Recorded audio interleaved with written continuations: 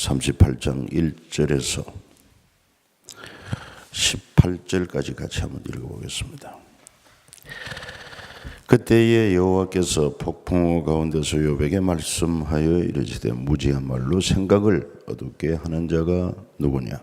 너는 대장부처럼 허리를 묶고 내가 네게 묻는 것을 대답할지니라. 내가 땅에 기초를 놓을 때에 네가 어디 있었느냐? 네가 깨달아 알았거든 말할지니라. 누가 그것의 도량법을 정하였는지 누가 그 줄을 그것의 위에 띄웠는지 네가 아느냐? 그것의 주초는 무엇 위에 세웠으며 그 모퉁이 돌을 누가 놓았느냐? 그때에 새벽 별들이 기뻐 노래하며 하나님의 아들들이 다 기뻐 소리를 지르느니라. 바다가 그 모태에서 터져 나올 때에 문으로 그것을 가둔 자가 누구냐? 그때에 내가 구름으로 그것을 만들고 흑암으로 그 강보를 만들고 한계를 정하여 문빗장을 지르고 이르기를 네가 여기까지 오고 더 넘어가지 못하리니 네 높은 파도가 여기서 그칠지니라 하였노라. 네가 너의 날의 아침에게 명령하였느냐? 새벽에게 그 자리를 일러주었느냐? 그것으로 땅끝을 붙잡고 악한 자들을 그 땅에서 떨쳐버린 일이 있었느냐? 땅이 변하여 진에게 인친 것 같이 되었고 그들은 옷같이 나타나되 악인에게는 그 빛이 차단되고 그들의 높이 든 팔이 꺾이느니라. 네가 바다의 샘에 들어갔었느냐? 깊은 물 밑으로 걸어다녀 보았느냐? 사망의 문이 네게 나타났느냐? 사망의 그늘진 문을 네가 보았느냐? 땅의 너비를 네가 청량할 수 있느냐? 네가 그 모든 것들을 다 알거든 말할지니라. 아멘. 욥기서 이 전체적인 구조 다시 한번 우리가 생각할 필요가 있습니다. 동방 우스 땅의 욥이 하나님 앞에 참 순전하고 정직하고 하나님 경외하고 악에서 떠난 그런 참된 신실한 믿음의 사람이었는데 그 사탄이 하나님 앞에 참소한 것 아시죠? 까닭 없이 하나님 섬기지 않습니다. 하나님께서 재물의 복을 주었기 때문입니다. 할 때 재물을 시험해도 좋다. 그래도 주신 자 하나님이시고 취하신 자도 하나님이라고 믿음을 지키니까. 그래도 그에게 아직도 건강이 있지 않습니까? 그에게도 질병을 주면은 하나님을 욕하고 떠날 것이다. 생명을 해하지 말고 그 몸을 시험해도 좋다. 그랬더니만 발끝에서 머리끝까지 종기가 났고, 그래서 가족들도 그를 참 싫어할 만큼 그런 참혹한 상태가 되었습니다. 그런 가운데서도 입으로 원망하지 않았던 그 욥. 그런데 이제 욥의 세 친구들이 와서 위로쳐 왔다가 욥이 내가 왜 고난을 당하는지 모르겠다. 그러나 친구들은 까닭없는 결과 없다. 죄 때문에 그렇다. 너의 죄 때문이다. 이걸 가지고 지리한 논쟁을 하게 됩니다. 그리고 32장부터 37장까지 이제 엘리오라는 젊은이가 나타나서 그 욥에 대해서도 끝까지 자기 의를 주장하는 욥을 책망하고, 그리고 욥의 세 친구도 욥의 말에 대답하지 못하는 그들의 지식에 대해서도 또 화를 내고, 그러면서 이 엘리오는 고난의 이유만 중요한 게 아니라 고난의 목적이 있다. 고난 주신 분이 하나님이신데 그 목적은 죄에 대한 징계뿐만 아니라 연단과 성숙을 위해서도 고난을 주시기도 하고, 또 한편으로는 하나님의 영광을 위해서 고난 주시기도 한다. 이렇게 상당히 고난에 대한 이해의 폭을 넓혀 주신 것을 알 수 있습니다. 그리고는 이제 결과적으로 누가 나오십니까? 38장부터 이제 42장까지는 하나님이 나타나셔서 말씀하심으로 인간의 한계 있는 인간의 지혜, 명철, 이것은 다 그 하나님 앞에 입을 가리고 역시 하나님의 높고 위대하심을 발견하고, 모든 일을 주관하시는 분은 하나님이시니 인간은 겸손하게 하나님의 하시는 일에 좀 몰라서 답답한 건 있지만은, 그러나 하나님의 선하시고 자비하심을 믿고 끝까지 인내하는 자에게 하나님은 그 주신 결말을 통해서 하나님이 얼마나 선하시고 그 뜻과 계획이 또 선하신가 하는 것을 알게 하신다. 그래서 야고보서 5장 10절 11절에 가면은 하나님께서 그런 말씀을 했어요. 특히 인내하는 자들이 복되다 하리니 너희가 욥의 인내를 들고 주께서 주신 결말을 보았거니와 주는 가장 자비하시고 우리를 긍휼히 여기시는 이신이라 그렇게 말씀했어요. 사실 하나님이 욥에게 내린 그 시험을 생각한다고 하면은 그 좋으신 하나님이 왜 그렇게 하실까? 우리는 이해가 안 되는 것 같지만 그 결과적으로 볼 때 하나님은 욥의 신앙을 더욱더 성숙케 하고 또 결과적으로 그에게 갑절의 복과 종기를 회복하고 장수하고 그런 결말은 풍성했습니다. 그것보다 더 중요한 게 뭐냐면은 바로 하나님의 주권에 대한 그런 순종이 필요하다. 모든 역사를 주관하신 분이 하나님이다. 이것을 욥기서를 통해서 잘 보여주므로 우리도 욥과 같이 까닭 모를 그런 큰 고난에 처했을 때 너무 답답해하지 말고 이 욥이 우리에게 좋은 그런 해답이 되니까 이 말씀을 통해서 욥의 고난을 묵상하고 그 가운데 하나님은 여전히 지켜보고 계신다. 마치 광석을 캐어서 거기서 보석을 얻기 위하여 그 광석은 아주 뜨거운 불에 용광대에 넣어서 재련을 합니다. 그러면 불순물 다 제거되고 이제 순도 높은 그런 금은 보석을 가져오게 되는 것처럼. 그런데 그때 용광도에 넣고 녹일 때에 재련 기술자는 현장을 떠나지 않습니다. 어느 정도의 온도로 어느 기간 동안 어느 시간 동안 가열할 때 불순물이 제거되고 순도 높은 그런 보석이 되는지 그걸 알고 있기 때문에 다 녹여버리지 않는단 말이에요. 그게 보석이 될 때까지 불순물은 녹여버리고 때가 되면은 그 속에서 아주 귀한 보석이 나오게 되는 것처럼 우리가 불같은 시험 시련을 당할 때라도 참으로 모든 일을 주관하시는 하나님은 현장을 떠나지 않고 또 눈을 떼지 아니하시고 그리고 사람이 감당지 못할 시험 당하면 허락지도 않고 시험 당할 즈음에 피할 길을 열어가면서 하나님의 섭리를 이루어 가신다. 그런 결론을 우리가 얻을 수가 있습니다. 그러면서 이제 38장에 하나님께서 나타나시는데 폭풍우 가운데 욥에게 나타나 말씀하십니다. 아주 웅장한 그런 하나님의 등장이라고 볼 수 있습니다. 그러면서 먼저 욥에게 책망을 하지요. 무지한 말로 생각을 어둡게 하는 자가 누구냐? 너는 대장부처럼 허리를 묶고 내가 네게 묻는 것을 대답하라. 그러면서 뭐부터 시작되느냐? 땅에 기초를 놓을 때 네가 있었느냐? 깨달아 알았거든 대답하라. 그리고 도량법을 어떻게 정해졌고 또 땅의 주추는 무디에 세워졌고 모퉁이 돌은 누가 놓았느냐? 알거든 대답하라. 바다가 생겨날 때 문으로 그것을 가둔 자가 누구냐? 그러면서 11절에 이르기를 네가 여기까지 오고 더 넘어가지 못하려니 네 높은 파도가 여기서 거칠지니라 하였노라. 이렇게 바다와 육지의 경계를 정하고 바다의 물이 그 파도가 육지를 더 침범하지 못하게 이렇게 경계를 정한 자가 누구냐.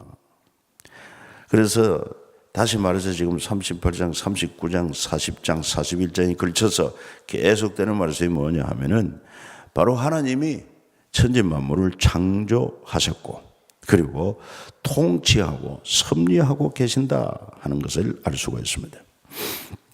그러니까 하나님의 창조를 우리가 무슨 능력으로 우리 그렇게 창조할 수 있습니까?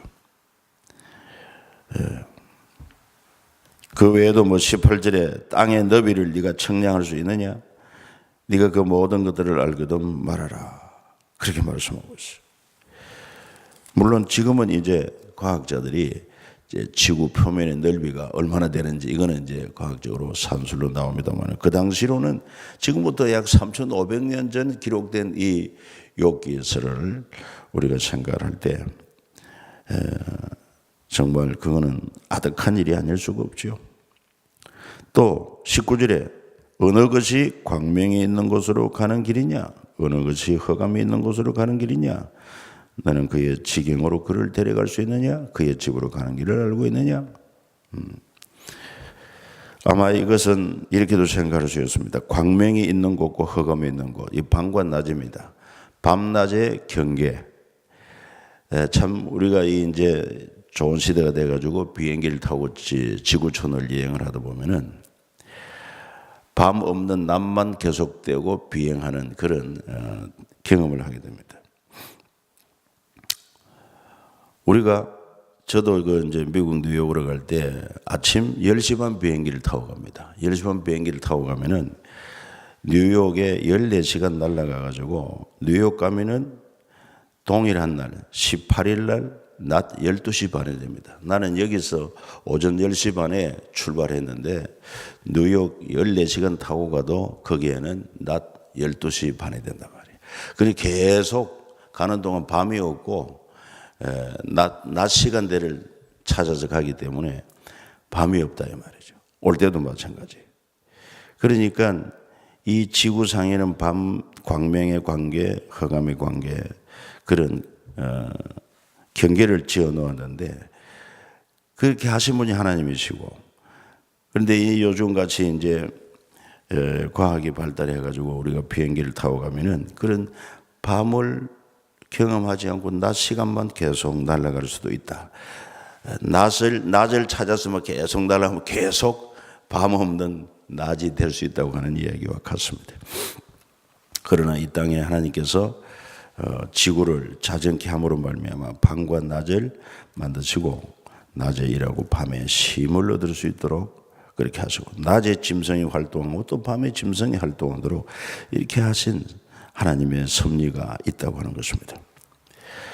그 외에도 여러 가지 자연의 법칙들 또 자연 현상의 그런 운행들 천체의 운행 예를 들어서 31절 같은 경우에 네가 묘성을 매어 묶을 수 있으며 삼성의 띠를 풀 수 있겠느냐 너는 별자리들을 각각 제때에 이끌어낼 수 있으며 북두성을 다른 별들에게로 이끌어갈 수 있겠느냐 네가 하늘의 궤도를 아느냐 하늘로 하여금 그 법칙을 땅에 베풀게 하겠느냐 이렇게 전체의 그런 현상들 이걸 하나님이 지으신 것이고 또 하나님의 법칙을 보유한 것이고 또 그렇게 운행되게 하신 것인데 우리 인간의 지혜로 만들 수도 없고 인간의 능력으로 그것을 움직이기도 할 수가 없지 않느냐. 그만큼 사랑과 사람의 지혜와 능력은 한계가 있다.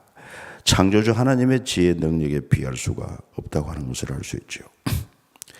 또 뿐만 아니라 36절에 가서 보면 가슴 속의 지혜는 누가 준 것이냐 누가 지혜로 구름의 수를 세겠느냐 티끌이 덩어리를 이루며 흙덩이가 서로 붙게 하겠느냐 이와 같이 참으로 우리 인간에게 지혜를 주신 분도 하나님이시다. 원래 우리를 하나님의 형상으로 만드셔서 땅을 정복하고 또 공중에 나는 새 땅에 움직이는 모든 생물을 다스릴 수 있도록 그렇게 지혜를 주시기 때문에 우리가 만물의 영장이 될 수가 있던 것이죠. 그리고 39장부터는 각종 들 짐승들이 살아가도록 그리고 그것을 하나님이 또한 다스리고 계신다는 것입니다. 각종 들 짐승들이 하나님이 창조하실 뿐만 아니라 그들에게 살아갈 수 있는 그런 나름대로의 능력을 주고 그런 환경을 주어서 살게 하시는 것이다 하는 것이죠. 누가 그렇게 하겠느냐 이 말이에요.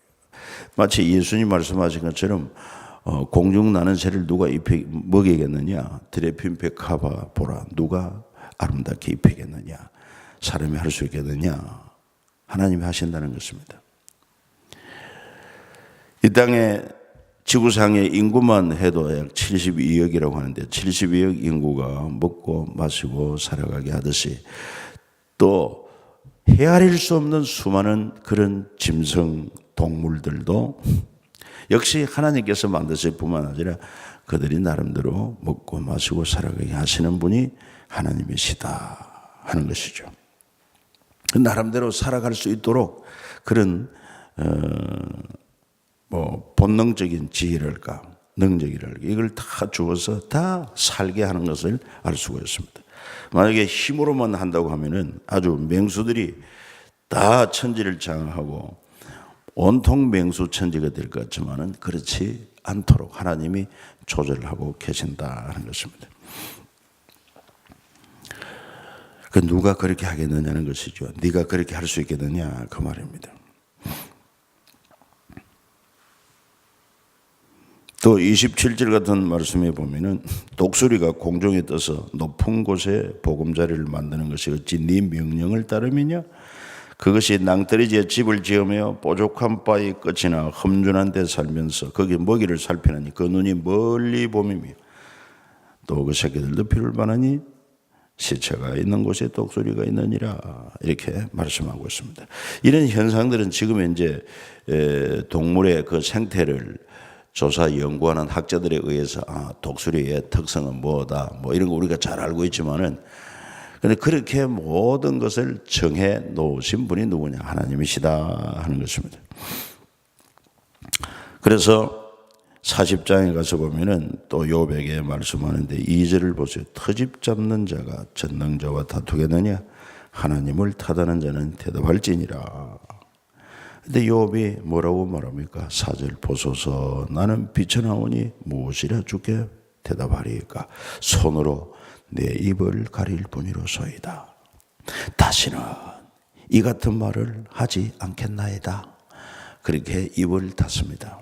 그러니까 하나님께서 왜 고난을 당하는가 그 이유를 욥은 몰라 답답했지만은 하나님이 나타나서 그의 세 친구들은 네가 고난 당하는 이유를 나름대로 신학적으로 뭐 경험적으로 여러 가지 원리를 찾아서 그가 당하는 고난이 쟤 때문이다 하고 엘리후는 단지 쟤만 아니라 연단을 위한 목적도 있느니라 이 정도까지 나왔지만 하나님은 왜 고난 당하는지 이유를 말씀하지 않습니다. 내가 창조주 하나님이니라. 내가 천지 만물을 만들고 그걸 통치하고 다스리고 있느니라. 이 말씀 앞에 굳이 고난에 왜 내가 고난을 당하는지 이유가 필요 없어요. 그 하나님을 만나버리니까 다 해결돼 버리는 것입니다. 하나님이 천지를 만들고 그리고 모든 것을 주관 섭리한다고 하면은 그 속에 나를 만드신 분 하나님이시고 나를 주장하고 주관하시는 분 하나님이시구나 이것만 알아버리면은 왜 까닭없는 고난을 당하는지 그거 문제가 안 된다 하는 것입니다. 우리는 삶의 현장에서 내가 당하는 그런 문제들이 굉장히 고민이 되고 염려가 되고 큰 문제가 진득해지지만 진짜 여러분 창조주 하나님 없는 데서도 있게 하시고 죽은 자 가운데서도 살릴 수 있다는 아브라함의 하나님 그 아브라함의 믿음을 가지고 그런 하나님을 만나버리면은 우리 고민 우리의 문제 순식간에 해결된다는 것입니다. 구체적으로 거기에 대한 어떤 답을 주지 않아도 거기에 대한 해결을 주지 않아도 근본적으로 그냥 우리 스스로가 그 문제를 정복할 수 있는 답을 가질 수 있는 그런 지혜가 능력이 임하게 된다는 것입니다. 그래서 우리가 이 성경을 통해서 더욱더 깊이 하나님을 만나고 보다 더 살아있는 그런 믿음으로 우리 하나님을 만나는 것이 참 중요하다 이 말이죠. 오늘 이 말씀을 읽고 있는 저와 여러분들에게도 그런 하나님의 은혜가 임해서 이야 이 위대한 하나님을 만나고 보니까 우리가 고민하고 염려하는 게 아무것도 아니구나 하는 것을 확신하고 그런 환경을 뛰어넘는 은혜가 있기를 주 예수 이름으로 축복합니다. 그리고 이제 41장에 가서는 특별히 40장의 15절에는 소같이 풀을 먹는 베헤못이라는 짐승을 쭉 소개하면서 오래 이야기를 합니다. 그걸 뭐 하마라고도 번역을 하고 41장에 가서는 네가 낚시로 리워 야단을 끌어낼 수 있거든요. 리워 야단을 악으로 이렇게 보고 있습니다. 그래서 얼마나 그 짐승들이 힘이 강하고 큰지 그걸 어떻게 네가 다스릴 수 있겠느냐 이제 그 말이죠. 그러면서 42장에 가면은 이런 하나님을 만나고 나서 욥이 고백합니다. 주께서는 못하실 일이 없습니다. 무슨 계획이든지 못 이루실 것이 없는 줄 아오니 무지한 말로 이치를 가리는 자가 누구니 그 나는 깨닫지도 못한 일을 말하였고 스스로 알 수도 없는 헤아리기도 어려운 일을 말하였습니다. 그러면서 결론입니다. 5절 같이 한번 요 5절 6절을 읽습니다. 내가 주께 대하여 귀로 듣기만 하였사오나 이제는 눈으로 주를 배움나이다. 그러므로 내가 스스로 거두어드리고 티끌과 제 가운데서 회개하나이다. 이런 고백입니다. 뭡니까? 그동안의 고난을 통해서 그의 영안이 열린 것입니다.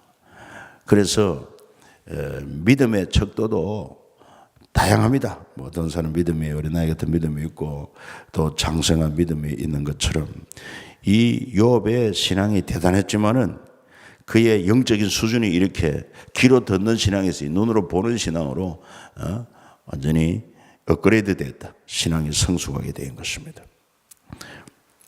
이제 욥에게는 어떤 문제가 다가와도 그에게는 고민이 되지 않습니다. 그 하나님을 만난 이후로는 뭐 자기가 왜 까다롭는 고난을 당하는지 그것도 문제가 안 되고 다 해결되더라는 것이죠. 그러면서 하나님께서 욥에게 말씀하시네 그의 세 친구에게 말합니다. 아예 하나님이 노하시고 너희가 나를 가리켜 말한 것이 내 종 욥의 말같이 옳지 못하다. 욥에게 비교할 수 없는 그런 신학의 수준이다 하는 것입니다. 그러니까 적어도 욥은 하나님에 대해서 상당히 알고 그래서 그 하나님을 경외하고 하나님 앞에 정직하고 순전하고 악에서 떠난 그런 삶을 살았는데 너희들이 아무리 말을 해도 내 종 욥에게 미치지 못하느니라. 그러므로 너희는 회개하라. 수소 7, 순양 7 가지고 욥에게 가서 너희를 위하여 번제를 드리도록 하라. 내 종 욥이 너희를 위하여 기도할 것인즉 내가 그를 기쁘게 받으리라. 이렇게 하면서 욥을 인정하고 그리고 그 세 친구들이 욥에게 사과하게 하는 것을 알 수가 있습니다. 그리고 10절에 가서 이제 보세요. 욥이 그 친구들을 위하여 기도할 때 하나님께서 욥의 곤경을 돌이키시고 여호와께서 욥에게 모든 소유를 갑절로 주시고 그리고는 그의 가족, 형제, 자매, 이전에 알던 지인들이 다 와서 욥에게 격려하고 선물을 주며 그리고 위로하고 이렇게 욥의 지위를 또한 회복시키는 것을 알 수 있습니다. 그리고 말년에 욥에게 처음보다 더 복을 주시고 소유는 갑절로 또 자녀 아들 7딸 셋을 주었고 그 딸 셋은 참으로 모든 땅에 욥의 딸처럼 아리따운 여자가 없었더라. 그리고 욥은 고난 후에도 140년을 살았고 손자 사대를 보았고 나이 늙어 죽었더라. 이렇게 결론을 말하고 있습니다. 그래서 이 결론에 대해서 아까도 소개했습니다마는 야고보서 5장 11절에 야고보가 말하기를 보라 인내하는 자를 우리가 복되다 하리니 너희가 욥의 인내를 들었지 주께서 주신 결말을 보았지 그러니 불평원망하지 말고 인내하고 주를 의지하라 하는 것입니다. 기도하겠습니다. 하나님 아버지 감사합니다. 또 이렇게 이 새벽에도 나와서 욥의 고난에 대한 하나님의 말씀을 통해서 높고 위대하신 하나님을 우리가 만나게 될 때 우리 인생의 고민, 염려, 문제는 눈 녹듯이 사라지는 것을 알 수가 있습니다. 하나님, 우리도 이 땅에 살아가는 동안에 이 문제 저 문제 때문에 답답하고 고민하고 염려하지만 살아계신 하나님을 만나고 하나님의 음성을 들음으로 뭘 먹을까 입을까 마실까 일체 염려치 아니하고 먼저 그 나라와 그 의를 구함으로 모든 것이 공급됨을 확신하고 주 안에서 자유하고 담대하고 평안한 은총이 있게 하여 주옵소서. 지금도 고난 중에 있습니까? 욥기를 통해서 하나님의 살아계심과 크고 위대하신 하나님의 섭리를 이해함으로 말미암아 그 놀라운 하나님에 대한 신앙이 내가 당하고 있는 고난과 고통과 모든 문제를 훌쩍 뛰어넘을 수 있는 그런 성숙한 믿음의 사람이 되게 하여 주옵시고, 욥처럼 귀로만 들었지만 이제는 눈으로 보는 신앙을 가지게 도와주옵소서. 그동안도 보혜사 성령께서 우리와 함께 하시는 것 들어서 압니다마는 이제 삶 속에 체험함으로 말미암아 하나님 아버지 동행하는, 구체적으로 동행하는 이런 성숙한 신앙의 은총이 있게 하여 주시옵소서. 오늘도 이 새벽에 나와 기도하는 사랑하는 성도들에게 하나님의 영으로 충만하게 하시고 또 저들의 간구에 좋은 것으로 응답해 주시오며, 지금 당장 기도 응답이 없다고 낙심하지 말고 바로 욥의 인내를 보았고 들었고 주신 결말을 보았거니와 끝까지 믿음으로 인내하고 기도하고 신앙을 지킴으로 하나님을 만나고 하나님의 놀라운 은혜를 체험하고 간증하는, 찬양하는 삶을 살아가도록 은총을 베풀어 주시옵소서. 하나님, 특별히 또한 올 21일 어린이 청소년 청년의 복음 축제를 기억해 주시고 우리의 간구에 응답해 주시고 하나님의 영광이 나타나며 많은 어린 다음 시대 영혼들이 구원받게 하여 주시옵소서. 시종을 주님께서 주장해 주심으로 은혜가 충만하고 기쁨이 충만한 축제로 하나님 우리가 누리게 하여 주옵소서. 이 아침에도 예물 드려 기도 올리는 하나님 심령을 기억해 주시고 좋은 것으로 응답하고 복되게 하옵소서. 주 예수님의 거룩한 이름으로 기도 올리옵나이다. 아멘.